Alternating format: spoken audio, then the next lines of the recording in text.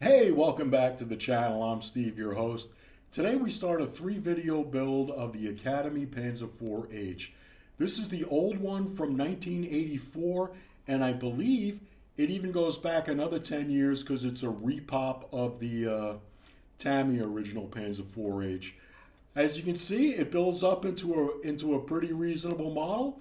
I'll show you what we did. Thanks for stopping by. All right.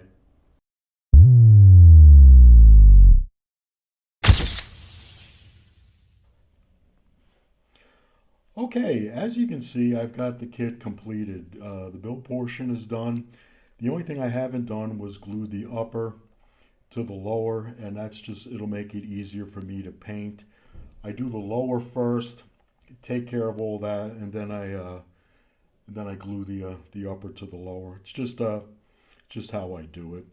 So just to go over a few things, it's a pretty nice build. This kit is 50 years old. If you go back to the Tamiya molds, the suspension units, there's 8 of them. Each one is one piece, which is nice because with tight tracks, it doesn't pull up on either end. The road wheels are a bit thin.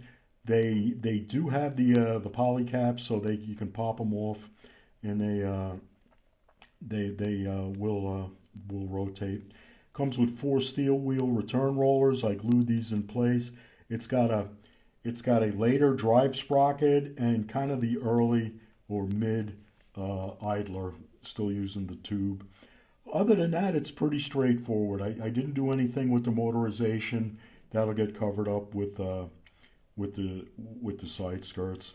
Coming down on the side here, I think what you'll find, it's pretty straightforward again. One of the only things that I did was I added a hinge just with some stretch sprue on that, and that was simple, easy to do.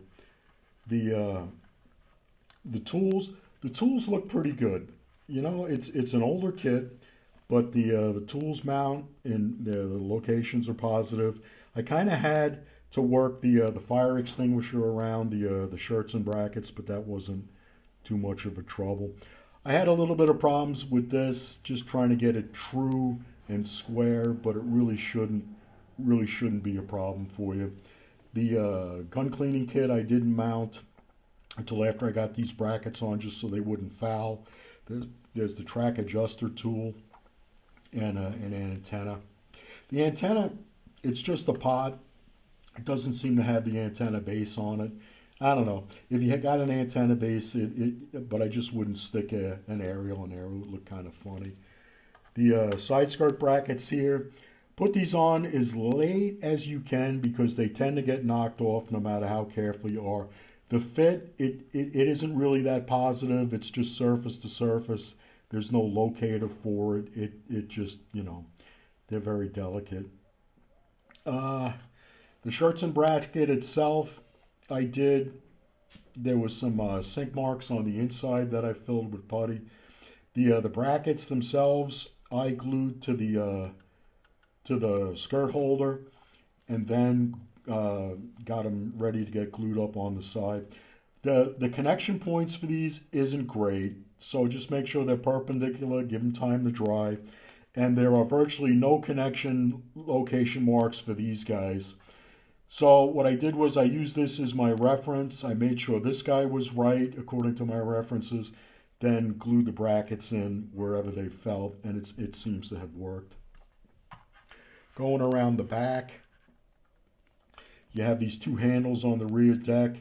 I used a bit of a styrene to fill a gap here because the solid piece one hole, and this separate piece there was a noticeable gap, so I just got some styrene I had downstairs, cut it to shape, glued it on there, and sanded it flush to this piece.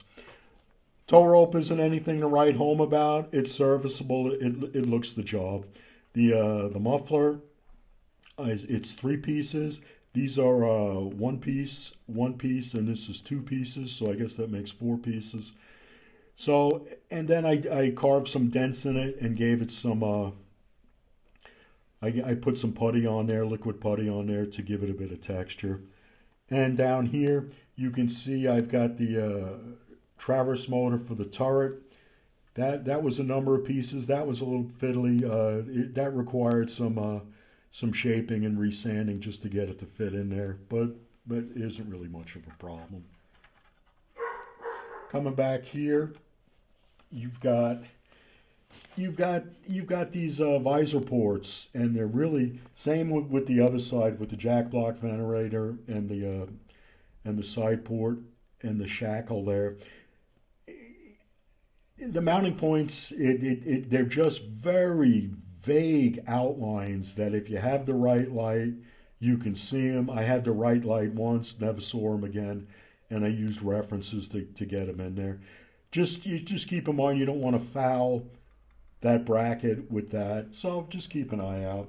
Jack is a 3-piece affair, 50 years old, still looking pretty good.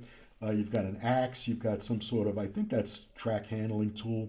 You've got the hand crank for the inertial starter for the engine. Again, same thing with the shirts and skirts. Just keep an eye out on how these mount. I use that again as the reference point. Now, a number of things take place here that you just got to be wary of.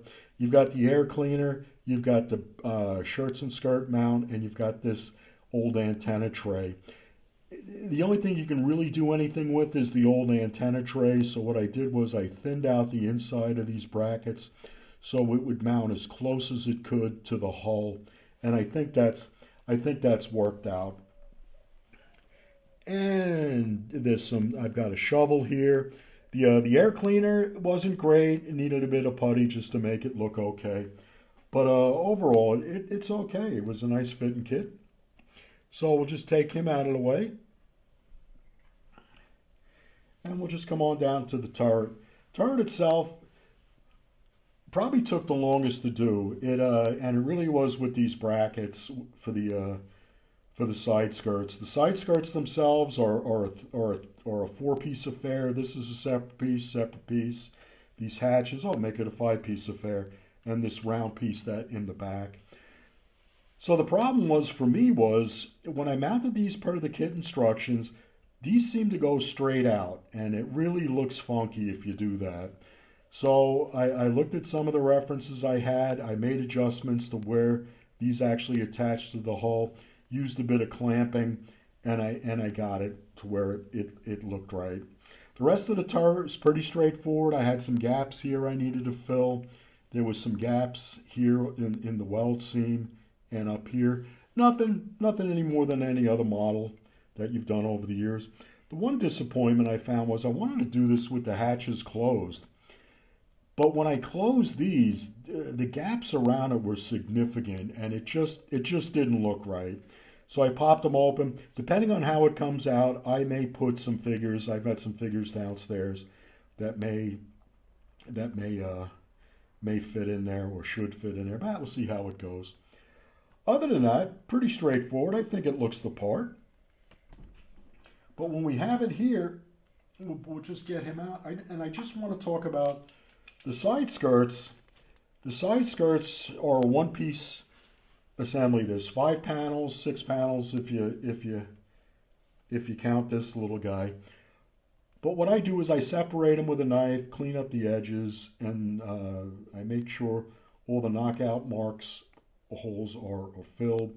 Then I add the mounting hardware. These guys are incredibly thick. So, you know, depending on you can go the photo etch route, you can make them yourself, you can do a number of things. Me, I just you know, I was going to separate them and hang them separately. Thing you got to remember with these guys, they were about 5 millimeters thick in real life. They were designed to break up the Soviet anti-tank ammunition. So that's what they do. You'll see people online talk about hollow charges and shape charges and this and that. Maybe they did, maybe they didn't, but it wasn't why they were put there. So overall, I'll just bring him back into view. Overall, it builds into a very nice kit with a little bit of work. It really is about half the price of any Panzer IV H out there, and it won't be a world beater, but it'll give you something that looks like a Panzer IV H. So in our next video, what I'm going to do is I am going to do the painting process. My airbrush setup is like a rattle can right now until I can get it corrected. So I'm going to just blast it with a base color of yellow. Then I'll come back up and I'll show you how I hand paint the camouflage. And once it's weathered, it looks pretty good. I've done it on a Stug Ford, an earlier series. I think you'll appreciate the look, and maybe it's something that you'd want to do. All right. I hope you guys enjoy the rest of your week, and we're out here. Bye now.